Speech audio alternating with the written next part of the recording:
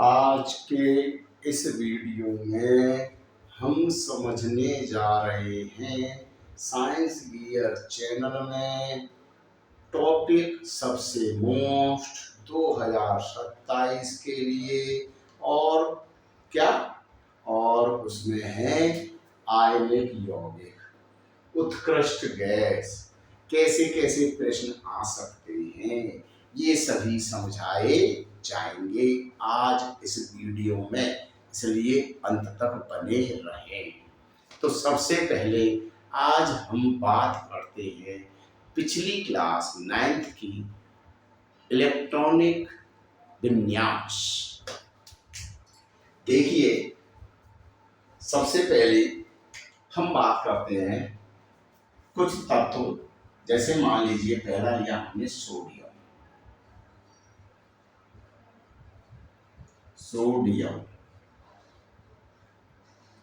दूसरा लिया हमने क्लोरीन।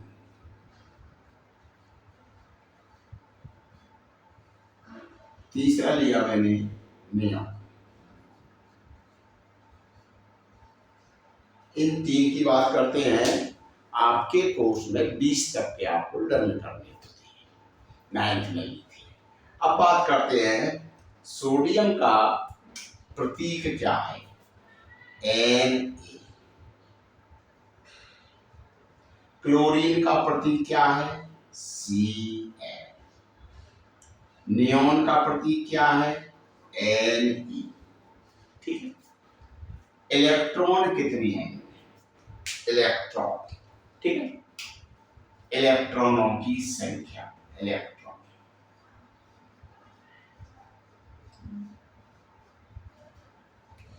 इसमें इलेक्ट्रॉन है 11।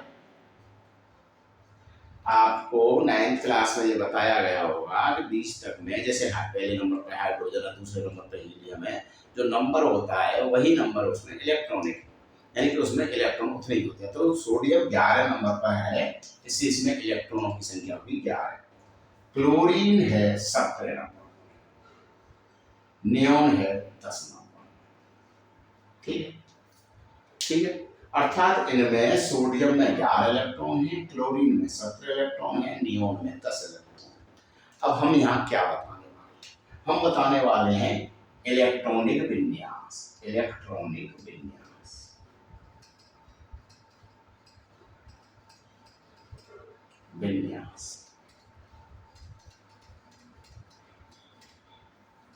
इलेक्ट्रॉनिक विन्यास का मतलब इलेक्ट्रॉनों का वितरण, यानी कि जो 11 इलेक्ट्रॉन जो सोडियम में हैं उन्हें कैसे कैसे डिवाइड किया जाएगा, कौन कौन से कोष में रखा जाएगा। तो सबसे पहले इसमें कोषों के जो नाम आएंगे आपको 4 याद करनी है। पहला है के, दूसरा है एल, तीसरा है एम, चौथा है एन। होने को तो कई हैं, लेकिन आपके कोर्स के स्टैंडर्ड के हिसाब से इसमें 2 इलेक्ट्रॉन से ज्यादा नहीं भरे जा सकते। दूसरे एल में 8 से और तीसरे एम में 8 से और इसमें भी एन में 8 से, यानी कि अष्टक नियम को पूरा करता है। अर्थात हम ये कह सकते हैं कि इनमें 8 से ज्यादा इलेक्ट्रॉन नहीं भरे जाएंगे। ऐसे समझ लीजिए, मैं अपने तरीके से बताऊं तो ये 4 गुल्लक हैं। गुल्लक समझ रहे, पैसे, कॉइन को इकट्ठे रखने वाले। ये 4 गुल्लक ऑटोमेटिक है। ऑटोमेटिक समझते हो ना, यानी कि इन गुल्लकों की एक ये विशेषता है कि ये अगर पहली गुल्लक में 2 रुपए डाल दिए जाए तो 2 से ज्यादा रुपयों को जो एक्सेप्ट नहीं करेगी, लेगी नहीं, ऑटोमेटिक बंद हो जाएगी। कम ले सकती, ज्यादा नहीं। बची कुछ जो 3 गुल्लक हैं एल एम एन, ये 8 रुपए से ज्यादा नहीं लेगी।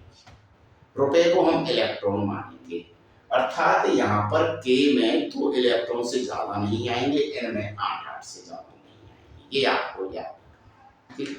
8 से ऊपर लेगी नहीं ये गुल्लक, यानी कि कोष है हाल फिलहाल कोष। मान लीजिए मैं पहली बात करता हूँ सोडियम की, तो सोडियम को ऐसे मान लीजिए मेरे पास 11 इलेक्ट्रॉन है, मैं सोडियम हूँ और मैं पहली गुल्लक में जाता हूँ के पास, तो मैं कितने उसमें डालूंगा इलेक्ट्रॉन, 2। 2 से ज्यादा वो लॉक हो जाएगी, तो मैंने इसमें 2 इलेक्ट्रॉन डाल। अब आपके पास 11 में से 2 डालने के बाद 9 बचे। जब आप अगली गुल्लक पे यानी कि अगले कोष में गए एल में, तो आप 9 में से अधिकतम कितने डाल सकते हैं? 8 डाल सकते हैं, क्योंकि इनमें 8 डाल सकते हैं। तो आपने इसमें 8 रुपये डाल दिए। अब आपके पास कितने बचे? 1 बचा, वो यहाँ डाल दिया और ये खाली। यानी कि इसे कहा जाएगा इलेक्ट्रॉनिक विन्यास। यानी कि आज सोडियम के पास 11 इलेक्ट्रॉन हैं, जिन्हें के कोष में 2 इलेक्ट्रॉन डालने होते हैं, एल में 8, एम में 1। क्लोरीन में 17 है, ठीक है। तो आप इसमें कितने डालेंगे? पहले 2 डालेंगे, बचे आपके पास 15।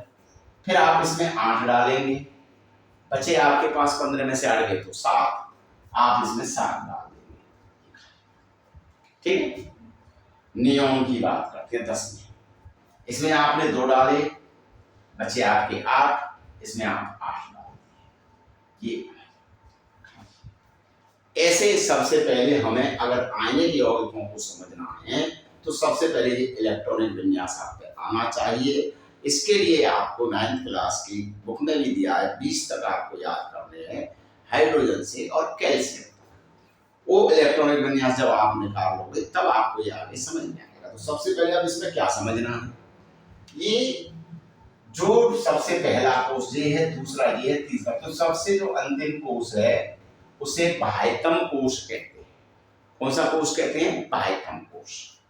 ऐसे क्लोरीन का बाह्यतम कोष कौन सा है? एम है। नियोन का बाह्यतम कोष कौन सा है? एल है। यहां हम समझेंगे क्या चीज? संयोजकता। संयोजकता, तब धीरे धीरे हम आगे बढ़ेंगे। कोई भी परमाणु अपने बाह्यतम कोष में हीलियम को छोड़कर बाह्यतम कोष में 8 इलेक्ट्रॉन पूरा करने के लिए, यानी वो ये चाहता है कि मुझे स्थायी होना है, 8 इलेक्ट्रॉन पूरे करने हैं, तो 8 इलेक्ट्रॉन पूरा करने के लिए या तो इलेक्ट्रॉन देगा या इलेक्ट्रॉन लेगा या इलेक्ट्रॉनों का साझा करता है। यही उस परमाणु की संयोजकता कहलाती है। आयनिक यौगिक जब हम पढ़ रहे हैं तो इसमें साझा का कोई कॉलम अभी नहीं है। आगे पार्ट 4 आएगा जिसमें कार्बन आएगा, उसमें हम साझा की बात करेंगे। अभी आज हम बात कर रहे हैं आयनिक यौगिक में किसकी इलेक्ट्रॉन देने की और लेने की। सर मुझे पता कैसे चलेगा कि कौन कितने इलेक्ट्रॉन देगा? तो देखिए, सब जानते हैं कि 1 इलेक्ट्रॉन इस सोडियम के पास है बाह्यतम कोष, तो 8 इसको करने हैं, समझना बात को। तो 7 अगर ये लेगा तो 7 को लेने में ज्यादा कठिनाई होगी, क्योंकि लेने और देने पर ऊर्जा की जरूरत है। लेकिन अगर इस इलेक्ट्रॉन को दे देता है तो ये कोष खत्म हो जाएगा और अंतिम कोष रहेगा बाह्यतम कोष एल रहेगा, जिसमें 8 इलेक्ट्रॉन हो जाएंगे और वो स्थायी हो जाएगा। तो यहाँ पर ये बात होती है कि जिस किसी परमाणु के बाह्यतम कोष में 1 इलेक्ट्रॉन हो, 2 इलेक्ट्रॉन हो, 3 इलेक्ट्रॉन हो, समझ में आ गई, तो वो क्या करता है? इलेक्ट्रॉनों को दे देता है। लेकिन अगर किसी के में 5 हो, 6 हो, 7 हो, तो वो उसे लेने में आसानी होती है। कितना करने के लिए? 8 करने के लिए। अब हम यहाँ पर समझेंगे इसकी संयोजकता कितनी होगी। तो ये 1 इलेक्ट्रॉन को दे सकता है, तो इसकी संयोजकता होगी 1। किसकी? सोडियम, ठीक है। देने वाले में प्लस लगाते हैं, इसलिए इसको धनायन कहते हैं। देने वाले में धनायन कहते हैं। अभी हम विस्तार से और समझेंगे। क्लोरीन 7 है, तो ये 1 इलेक्ट्रॉन लेना आसानी से चाहेगा, तो इसकी संयोजकता होगी -1। लेने वाले में माइनस लगाते हैं, क्योंकि लेने वाला ऋणी होता है, कर्जदार होता है 1 इलेक्ट्रॉन का। नियोन ना लेगा ना देगा, क्यों? क्योंकि इसके पास पहले से ही पूरे 8 है बाह्यतम कोष में। अब बात करते हैं हम सबसे पहले उत्कृष्ट गैस की। अभी आपने क्या देखा?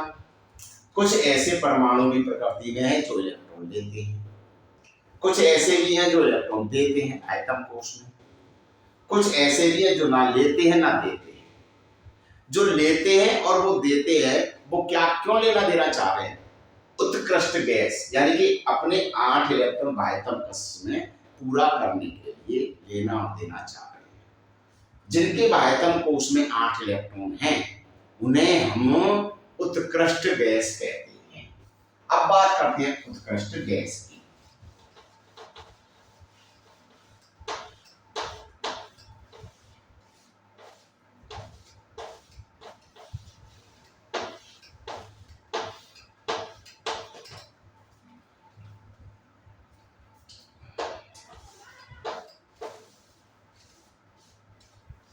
उत्कृष्ट गैस किसे कहते हैं? पहली परिभाषा, ऐसे परमाणु जिनके बाह्यतम कोश पूर्ण तरह भरे हों, अर्थात जिनमें अष्टक पूरी तरह से हो, वो उत्कृष्ट गैस कहलाती है। एग्जाम्पल एक तरह से हम आपको जो पेपर में आएंगे वो तो दे दीजिए, एक्स्ट्रा भी सीख लें, जिसके लिए मैंने एक ट्रिक भी बता दी है। जो पहली है HE हरभजन ने NE AR आखिर KR आखिरकार XE 0 रन बनाए। हरभजन HE ने आखिर AR कार KR 0 X माने क्रॉस 0 को लिखते हैं 0 रन बनाए। हरभजन ने आखिरकार 0 रन बनाए। ये कौन है? सभी उत्कृष्ट गैस। पेपर में कौन सी आएंगी? 3। ठीक है, हमें ये समझना है कि ये उत्कृष्ट गैस क्यों है। सबसे पहले परिभाषा क्या बताई थी? इनके बाह्यतम कोश पूरी तरह से भरे। तो देखिए, सबसे पहले हम इनका इलेक्ट्रॉनिक विन्यास बनाते। तो इसमें इलेक्ट्रॉन है 2, क्योंकि ये 2 नंबर पर है। इसमें इलेक्ट्रॉन है 10, ठीक है, क्योंकि ये 10 नंबर है। ये इसमें है 18, आपको 20 तक याद करनी है। फिर इसके बाद तो जैसे 36 है, 54 वो आपको नहीं लिखना, ठीक है, ये आपको सिर्फ ट्रिक्स के लिए याद रखना है। तो ये 3 आपको याद रखनी है, HE NE और KR। ये आपके कोर्स में तीनों ही उत्कृष्ट गैस पेपर में आ जाता है। एग्जाम्पल दीजिए तो इनको दे सकते हैं। Helium, neon. अब बात आती है ये उत्कृष्ट गैस क्यों है, ये उत्कृष्ट गैस क्यों है, ये उत्कृष्ट गैस क्यों है। तो सबसे पहले हम इनका क्या लिखते हैं? इलेक्ट्रॉनिक विन्यास।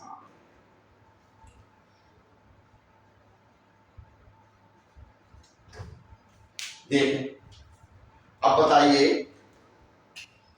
के में कितने बताए थे मैंने? 2, इसमें 2 ही हैं तो 2। NE में कितने? 10, अब यह बताया था 2 और 8, 18 तो 2 8, ठीक है। इसका मतलब ये हो गया कि जो हीलियम है, अगर मैं इसकी इलेक्ट्रॉन बुक परमाणु संरचना बनाऊं तो ऐसे बनेगी। देखो ये नाभिक हो गया, ये पहला कोश हो गया के, ठीक। इस के कोश में कितने इलेक्ट्रॉन दर्शाने हैं मुझे? इलेक्ट्रॉन दर्शाने हैं 2, 2 ही तो है। यही इसका बाह्यतम कोश भी है, यही इसका अंतिम कोश भी है, यही इसका प्रारंभिक कोश भी है, क्योंकि यही एक ही कोश है इसमें। अच्छा, के कोश कितने इलेक्ट्रॉन से भर जाता है? 2। तो बताइए हीलियम का जो के कोश है यानी कि बाह्यतम कोश है वो पूरा भरा हुआ है या खाली है? तो आप कहेंगे भरा हुआ है। तो इसका मतलब ये हो गया कि हीलियम को इलेक्ट्रॉन लेने की आवश्यकता है क्या? नहीं है। इलेक्ट्रॉन देने की आवश्यकता है क्या? नहीं है। तो ऐसे परमाणु जिनके बाह्यतम कोश में पूरी तरह से भरे हुए हैं वो इलेक्ट्रॉन ना देंगे ना लेंगे, तो ये एक उत्कृष्ट गैस है। अब बात करते हैं नियोन की। तो इसी स्ट्रक्चर को अगर हम नियोन में बनाए हैं तो नियोन के लिए क्या होगा? पहला तो 2 भर ही गए, दूसरा कोश है 8। ये कौन सा कोश है? L। इसमें कितने इलेक्ट्रॉन है? इसमें 8 इलेक्ट्रॉन है। ये 1, ये 2, ये 3, ये 4, ये 5, ये 6, 7। अच्छा, L में होने कितने चाहिए? 8 ही होने चाहिए। पूरा भरा हुआ है, पूरा भरा हुआ है, तो क्या नियोन इलेक्ट्रॉन देगा? नहीं देगा। भाई स्थायी है ये। उत्कृष्ट गैस स्थायी होती है। क्यों होती है? क्योंकि ना तो ये किसी रासायनिक प्रक्रिया में भाग लेंगी ना। क्यों? क्योंकि ये अक्रिय गैस है, ठीक है। अब बात करते हैं L पूरी तरह से भरा हुआ है, तो ना तो इलेक्ट्रॉन देगा ना लेगा। तो इसी प्रकार से AR भी ना इलेक्ट्रॉन लेगा ना देगा, क्योंकि इसका N कोश जो तीसरा वाला है वो भी पूरी तरह से भरा हुआ है। तो इन्हें क्या कहते हैं? उत्कृष्ट गैस कहते हैं। और आपको पूछ ले पेपर में उत्कृष्ट कोश दो उत्कृष्ट देशों के नाम लिखो तो आप ये लिख दोगे, परिभाषा आपको मैं बता ही चुका हूँ वीडियो में पहले। अगर 4-5 से पूछता ही नहीं है, बड़ी क्लासों में जाओगे तो क्रिप्टॉन, जीनोम और रेडॉन ये भी आपको मिल जाएंगे। अब बात जो मेन करनी है हमें आज वीडियो में वो है आयनिक यौगिक बनाने के लिए हमें सीखना है धनायन और ऋणायन। हालांकि अभी आज मैंने पिछले बता दिया था। तो जिन परमाणुओं में क्या होता है, बाह्यतम कोश में 1, 2, 3 इलेक्ट्रॉन होते हैं, याद रखना है। तो वो तो आपको क्या करते हैं, इलेक्ट्रॉन देते हैं, ठीक है। क्या करने के लिए, 8 इलेक्ट्रॉन पूरा करने के लिए। और जिनके बाह्यतम कोश में 5, 6, 7 हैं इलेक्ट्रॉन, वे इलेक्ट्रॉन लेते हैं 8 पूरा करने के लिए, ठीक है। जो लेते हैं वे ऋणायन कहलाते हैं, इनको इंग्लिश में एनायन भी बोलते हैं। और जो इलेक्ट्रॉन देते हैं उन्हें हम धनायन कहते हैं, अर्थात ये कह सकते हो कि वो कैटायन कहलाते हैं। अब हम धीरे धीरे धनायन की बात करेंगे पहले, फिर ऋणायन की बात करेंगे, समझ। और उनकी इलेक्ट्रॉनिक बिंदु संरचना भी आज हम सीखेंगे, क्योंकि अगले वीडियो में हमें और भी चीजें सीखेंगे। तो देखिए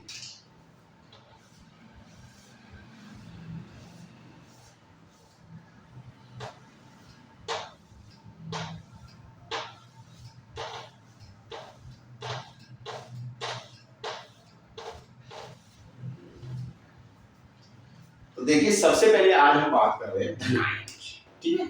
धनायन कैसे बनते हैं, कैटायन, ठीक है। सबसे पहले इसमें एग्जांपल लेते हैं, चलो एक तो ले लेते हैं पोटेशियम के, sodium Na, Ca calcium, Mg magnesium, Al मैंने कुछ ले लिया। वैसे पहले पिछली वीडियो में ट्रिक भी लिखा रखी थी, काना का मतलब अली जान के बाहर, तो ये सभी प्लस वाले थे। मैं यहाँ पर इनको समझा रहा हूँ कि धनायन कैसे बनते हैं। तो प्रतीक है, कौन है ये प्रतीक, ठीक है। अब इसमें इलेक्ट्रॉन कितने होते हैं, सबसे पहले हमें नंबर याद रखनी है।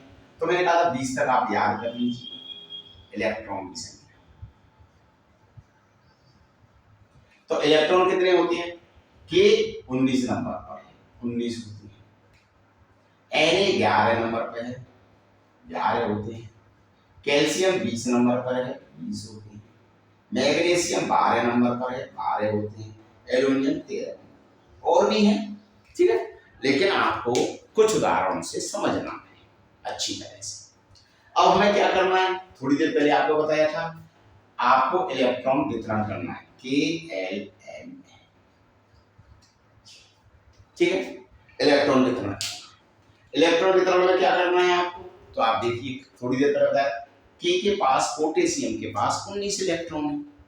अब बताइए 19 का डिस्ट्रीब्यूशन यानी बांटेंगे कैसे। तो बता रखा था मैंने, के में कितने अधिकतम इलेक्ट्रॉन जा सकते हैं, 2, एल में 8, फिर एम में 8, तो 19 है मेरे पास। तो सबसे पहले 2 गए, 19 में से 2 गए, कितने बचे, 17 ही तो बचे। फिर 17 में से कितने देने हैं, 8 देने। अब बताओ 17 में से 8 चले गए तो कितने बचे, 9 बचे। फिर 8 फिर देने हैं, अब 1 बचा, 1 इसमें, ठीक है। सोडियम का देखते हैं, तो अभी यार बता भी दिया था सोडियम का, तो पहले में 2 आ गए, फिर 8 आ गए, फिर 1 आ गए। कैल्शियम का देखते हैं, 20 नंबर पर है, तो इसमें 2 आ गए, फिर इसमें 8 आ गया, फिर इसमें 8 आ गया, फिर इसमें 8 और 2 16 तो 18 हो गए, फिर 2 आ गया, 20 हो गए। मैग्नीशियम का देखते हैं, तो 2 आ गया, 8 आ गया, 10 हो गए, इसमें 2 हो गए, ये खाली रहा इसका खाली। एल्यूमिनियम में 13 है, तो इसमें 2 आ गए, इसमें 8 आ गए, इसमें 3 आ गए, ये खाली रहा। समझ में आ गई बात।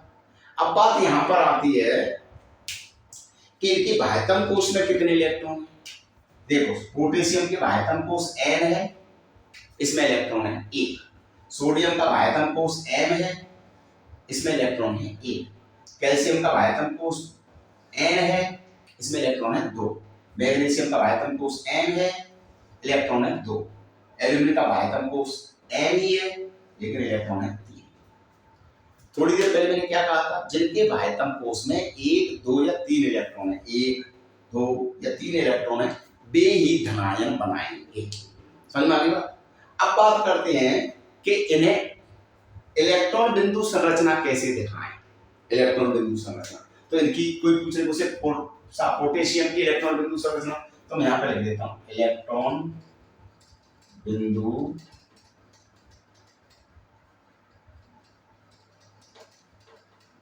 संरचना। कुछ नहीं करना है ज्यादा, सबसे पहले प्रतीक लिखना है, ठीक है।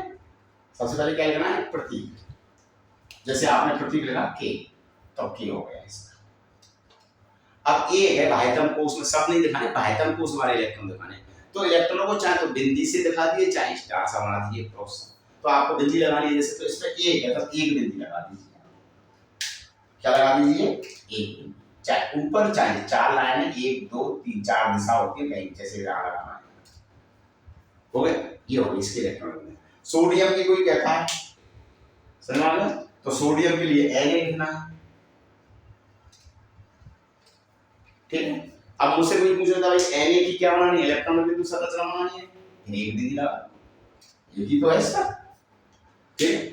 कैल्शियम की बनानी है, मान लो इलेक्ट्रॉन बिंदु संरचना, Ca बना दो, ठीक है, Ca। देखना इस पर कितने बाह्यतम कोष में 2 इलेक्ट्रॉन है, 2 बिंदी लगा दो। कोई मैग्नीशियम की कहता है, Mg बना दो। बाह्यतम कोष में कितने इलेक्ट्रॉन है, 2 ही है, 2 बिंदी लगा दो। कोई कहता है एल्यूमिनियम की, सर एल्यूमिनियम की इलेक्ट्रॉन बिंदु संरचना बनानी है, Al लिख दो।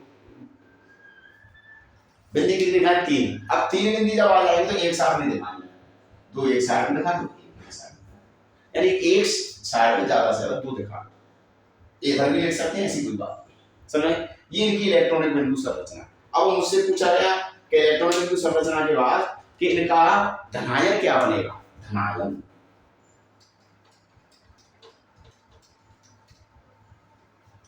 ये तो प्रतीक है परमाणु का, तो धनायन। तो धनायन सब जानते, जितना बाह्यतम कोष में इलेक्ट्रॉन है बस उतने ही प्लस के दिखाने। तो जैसे के है, क्या लिखना है, के प्लस होगा धनायन। इस पर एक ही बिंदी है, Na प्लस, क्योंकि एक ही इलेक्ट्रॉन है। Ca पर कितने हैं, 2, तो Ca प्लस 2, 2 प्लस भी लिख सकते हैं, प्लस 2 घबराने की जरूरत नहीं, Mg प्लस 2, एल्यूमिनियम प्लस 3। सरल है, समझ में आ गई धनायन। तो कुल मिलाकर के आप सीख गए होंगे कि सोडियम, पोटेशियम, कैल्शियम, मैग्नीशियम जितने भी परमाणु हैं, जो इलेक्ट्रॉन दे करके, इन्होंने इलेक्ट्रॉन दिया है किसी ना किसी को, दिया कहां से, बाह्यतम कोष में से। जैसे इसको ये दे देगा, इसको हटा देगा, दे दिया, प्लस का मतलब 1 दे दिया। तो अब इसके पास, अब मुझसे पूछा के पास कितने इलेक्ट्रॉन थे, तो 19 थे। अब पूछा जाए कि के प्लस के पास कितने इलेक्ट्रॉन है, तो अब ये वाला चला जाएगा ना, प्लस लगेगा, कितने रह जाएंगे, 8 दूनी 16, 2 18 रह जाएंगे।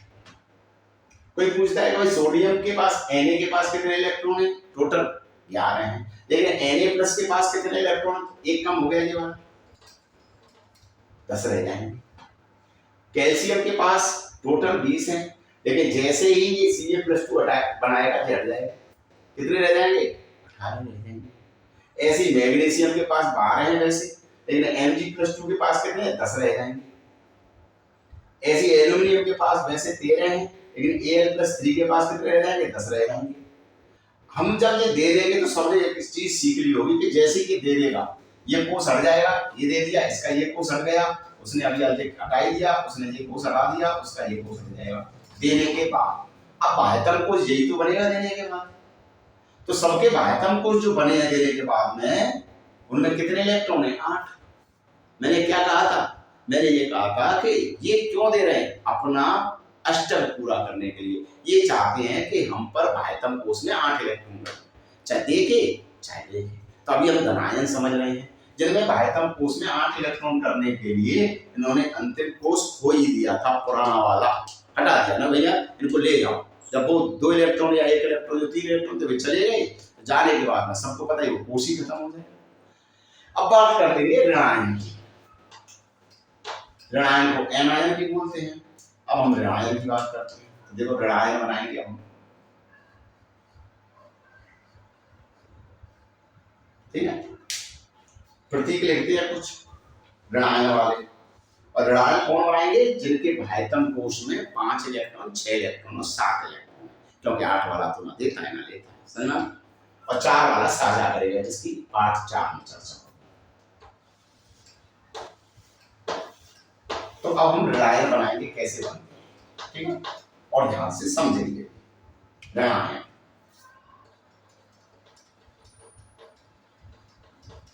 ऋणायन के कुछ एग्जाम्पल लेते हैं जो आपके पेपर के लिए महत्वपूर्ण है, उनके परमाणुओं के प्रतीक लेते हैं, ठीक है। तो सबसे पहले मैंने यहाँ पर ले लिया है क्लोरीन। फ्लोरीन या ऐसे भी लिख सकते हैं, फ्लोरीन, क्लोरीन, ठीक है।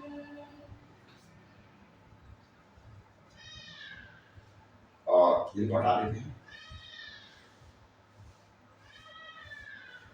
ऑक्सीजन, नाइट्रोजन, सल्फर, ऐसे कुछ एग्जाम्पल मैंने जान लिए।